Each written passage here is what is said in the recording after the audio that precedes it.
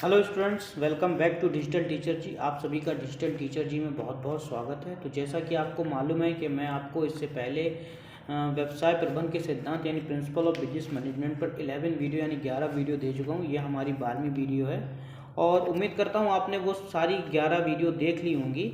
अगर नहीं देखी हैं तो नीचे कमेंट बॉक्स में प्लेलिस्ट का लिंक है, उसमें जाकर आप इसकी सभी 11 वीडियो देख सकते हो। इसकी ही नहीं, ऑडिटिंग की भी जितनी वीडियोस हमने बनाई हैं एमसीक्यूज़ पर, वो भी देख सकते हो। और आज मैं जो आपको 12 चैप्टर पढ़ाने वाला हूँ, 12 चैप्टर की जो एमसीक्यूज़ आपको बताने वाला हूँ, इस 12 चैप्टर में जिस पीडीएफ से मैं पढ़ा रहा हूँ, इस पीडीएफ में 95 क्वेश्चंस हैं, जिसमें से मैं आपको 30 क्वेश्चन बताऊँगा। लेकिन अगर आपको इसके पूरे क्वेश्चन चाहिए, विद आंसर्स के पूरे क्वेश्चन चाहिए जितने भी हैं, तो आप स्क्रीन पर जो नंबर आ रहा है उस पर कॉल करके हमसे वो क्वेश्चंस के आंसर्स विद क्वेश्चंस की पीडीएफ और आंसर्स हमसे ले सकते हैं। तो बिना किसी देरी की शुरुआत करता हूँ आज के चैप्टर की। तो आज का चैप्टर का पहला क्वेश्चन आपकी स्क्रीन पर देखिए। पहला क्वेश्चन आपसे क्या कह रहा है?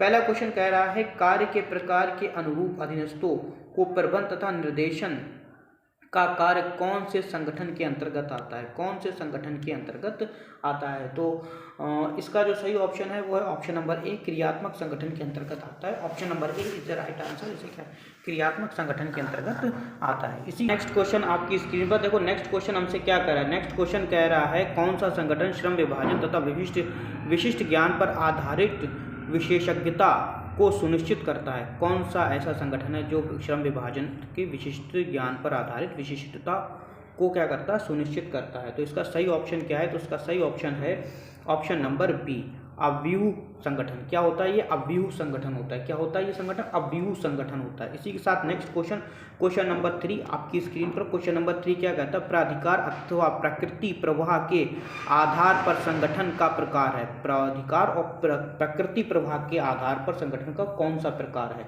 तो इसका जो सही ऑप्शन है वो है, उसके लिए हम सभी ऑप्शन पढ़ लेते हैं। वो पहला है क्रियात्मक संगठन, दूसरा है मैट्रिक्स संगठन, तीसरा रेखा संगठन। ये सभी क्या है?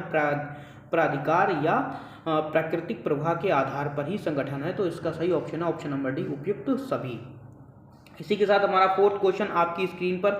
फोर्थ क्वेश्चन क्या कर रहा है? किस संगठन को सौम्य संगठन माना गया है? किस संगठन को सौम्य संगठन माना गया है? तो किस संगठन को माना गया है? रेखा संगठन को सौम्य संगठन माना गया है। Option number B is a right answer. इसी के साथ नेक्स्ट क्वेश्चन, क्वेश्चन नंबर 5 आपकी स्क्रीन पर। क्वेश्चन नंबर 5 क्या कह रहा है? रेखा प्रबंधक हो सकते हैं। रेखा प्रबंधक हो सकते हैं। तो रेखा प्रबंधक क्या हो सकते हैं? तो रेखा प्रबंधक सामान्य व्यक्ति हो सकते हैं। सामान्य व्यक्ति हो सकते हैं। Option number C is the right answer. इसी के साथ नेक्स्ट क्वेश्चन, क्वेश्चन नंबर 6 आपकी स्क्रीन पर देखो। क्वेश्चन नंबर 6 आपसे क्या कह रहा है? क्वेश्चन नंबर 6 आपसे कह रहा है कि संगठन संरचना में आवश्यक संस्थात्मक व्यवहार के लिए बनाए गए ढांचे से उपयुक्त कथन है। यह कथन किसका है? क्या कथन है? कथन फिर से मैं एक बार आपको पढ़ देता हूं। संगठन संरचना से आशय संगठनात्मक व्यवहार के लिए बनाए गए ढांचे से है।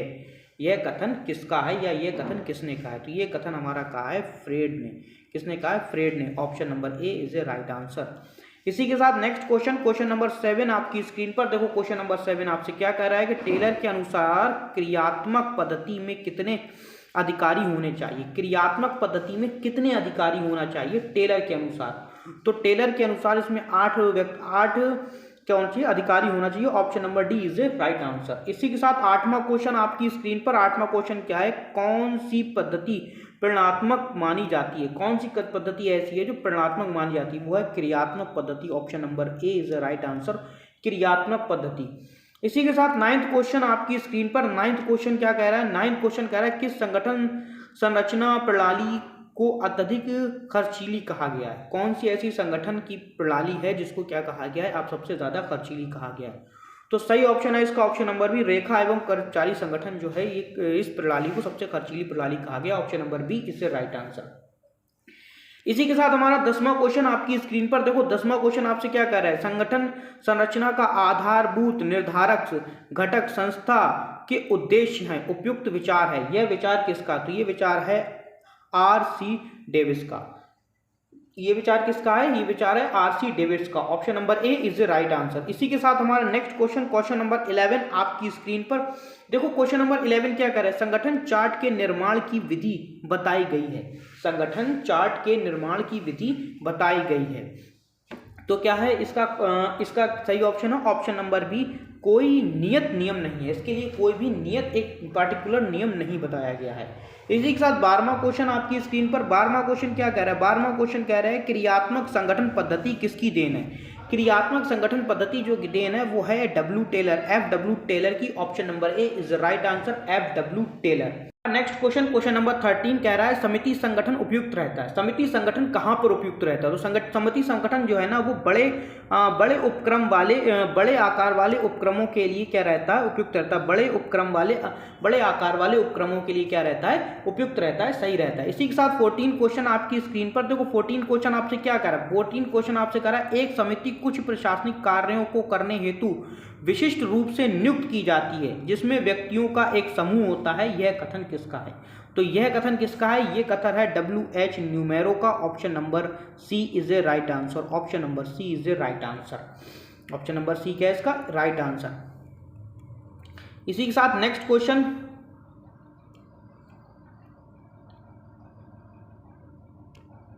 देखिए नेक्स्ट क्वेश्चन आपसे क्या कह रहा है, नेक्स्ट क्वेश्चन कह रहा है संगठन के किस प्रारूप में इकाइयां स्वयंसत्ताशी होती हैं, स्वयंसत्ताशी होती हैं किस संगठन के प्रारूप में।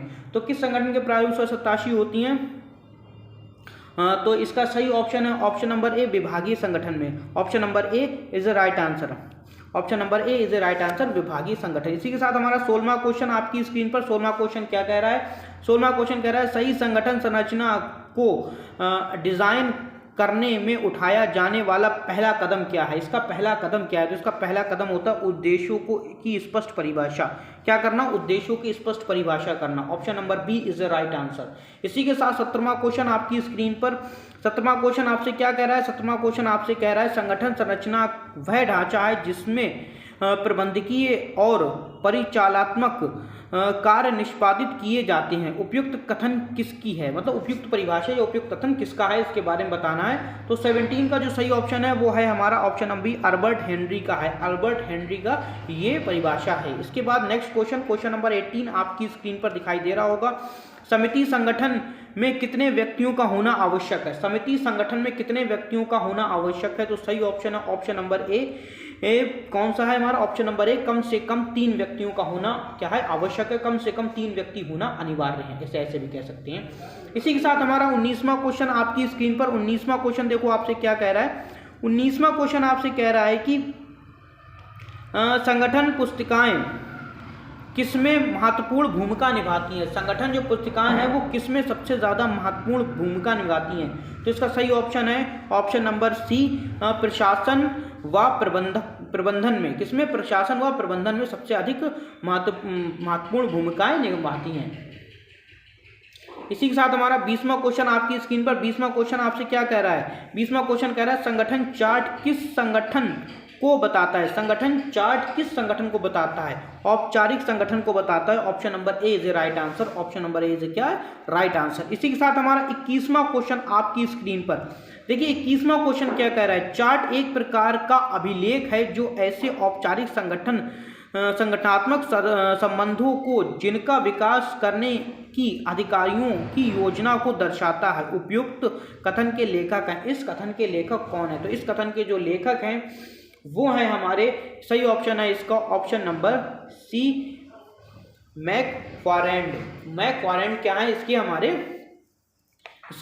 लेखक हैं। इसी के साथ हमारा 22वां क्वेश्चन आपकी स्क्रीन पर देखो। 22वां क्वेश्चन आपसे क्या कह रहा है, 22वां क्वेश्चन आपसे कह रहा है संगठन संस्था होती है, संगठन संस्था होती है तो साधन के रूप में। संगठन संस्था कैसे होती है, साधन के रूप में होती है। कैसी होती है, साधन के रूप में होती है।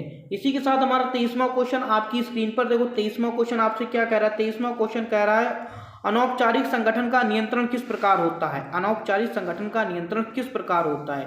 तो सबसे पहला है प्रबंधक को अनौपचारिक संगठन का गौण मानना चाहिए। और नेक्स्ट है दूसरा, प्रबंधक को स्वयं को अनौपचारिक संगठन के अस्तित्व से समायोजित करना चाहिए। थर्ड है हमारा, प्रबंधक को स्वयं को अनौपचारिक संगठन को प्रभावित करना चाहिए। तो सही ऑप्शन है ऑप्शन नंबर डी, उपयुक्त सभी। इसी के साथ हमारा 24वां क्वेश्चन आपकी स्क्रीन पर देखो। 24वां क्वेश्चन क्या कर, रेखा संगठन होता है, रेखा संगठन में होता है, रेखा संगठन में क्या होता है। तो रेखा संगठन में अनुशासन होता है, नियंत्रण व कर्मचारियों का उचित उपयोग होता है, प्रबंधकों को विशेषज्ञ का ज्ञान प्राप्त होता है। तो सही ऑप्शन है ऑप्शन नंबर डी, उपयुक्त सभी होता है। Option number D is the right answer. इसी के साथ हमारा 25वां क्वेश्चन आपकी स्क्रीन पर। 25वां क्वेश्चन क्या कह रहा है? 25वां क्वेश्चन कह रहा है परियोजना प्रबंधन संगठन में होना चाहिए, क्या होना चाहिए? सबसे ऑप्शन ए दे रहा है विद्यमान उत्पादन रेखा की पूरी व पुनः डिजाइनिंग करना, नए संयंत्र लगाना, नए उत्पादन को बाजार में लाना, उपयुक्त सभी। सही ऑप्शन है ऑप्शन नंबर डी, उपयुक्त सभी। इसी के साथ हमारा नेक्स्ट क्वेश्चन, क्वेश्चन नंबर 26 आपकी स्क्रीन पर। क्वेश्चन नंबर 26 क्या कह रहा है? पार्श्वी संगठन संरचना किसे प्रोत्साहित करती है? पार्श्वी संगठन संरचना है वो किसे प्रोत्साहित करती है? उसका जो सही ऑप्शन है वह ऑप्शन नंबर सी, उपयुक्त दोनों को करती है। जो ऊपर ए और बी के ऑप्शन दिए इन दोनों क्या करती है? हमारा प्रोत्साहित करती है। इसी के साथ हमारा 27वां क्वेश्चन आपकी स्क्रीन पर। 27वां क्वेश्चन क्या कह रहा है कि अव्यूह संगठन संरचना का दोष है। अव्यूह संगठन संरचना का क्या दोष है? कर्मचारियों पर अधिक दबाव, कर्मचारियों की निष्पादकता के मूल्यांकन में कठिनता, संगठनात्मक क्षमता का अभाव। तो सही ऑप्शन है ऑप्शन नंबर डी, उपयुक्त सभी। उपयुक्त सभी क्या? अव्यूह संरचना का के दोष हैं। इसी के साथ हमारा 28वां क्वेश्चन आपकी स्क्रीन पर। देखो 28वां क्वेश्चन आपसे क्या कह रहा है? 28वां क्वेश्चन आपसे कह रहा है कौन सी संगठन संरचना नई संगठन संरचना है? रेखा संरचना, अव्यूह संरचना, क्रियात्मक संगठन, इनमें से कोई नहीं। सही ऑप्शन है ऑप्शन नंबर बी, अव्यूह संगठन जो है हमारी नई संगठन संरचना के रूप में जानी जाती है। इसी के साथ हमारा क्वेश्चन नंबर 29 आज का लास्ट सेकंड क्वेश्चन क्या कह रहा है? लास्ट सेकंड क्वेश्चन, संगठन संरचना के विकास को प्रभावित करने वाला घटक कौन सा है? तो ऑप्शन नंबर ए व्यवसायिक उद्देश्य तथा नीतियां, कार्य करने का पैमाना, स्थायी दशाएं, उपयुक्त सभी। तो ये सभी क्या करते हैं? हमारे संगठन संरचना को प्रभावित करते हैं। इसी के साथ हमारा 30 क्वेश्चन और आज की वीडियो का लास्ट क्वेश्चन आपसे क्या कह रहा है? तो आज की वीडियो का लास्ट क्वेश्चन आपसे कह रहा है कि नई संगठन संरचना को डिजाइन करने के लिए संगठन में किस प्रकार पर सावधानी पूर्वक विचार करना चाहिए? प्रक्रियाओं पर, मानकों पर, चालू व्यवहारों पर, या फिर नेक्स्ट है मानकों तथा चालू व्यवहारों पर। तो सही ऑप्शन है ऑप्शन नंबर डी, चालू व्यवहारों पर और मानकों पर, दोनों पे करना चाहिए। इसी तरह से हमारी आज की वीडियो समाप्त होती है। अगर आपको इस वीडियो की पूरी पीडीएफ चाहिए तो स्क्रीन पर जो नंबर आ रहा है उस पर कॉल करके आप हमसे पूरी पीडीएफ विद आंसर के ले सकते हैं। Thank you very much. मिलते हैं अगली वीडियो में, तब तक के लिए जय हिंद, जय भारत।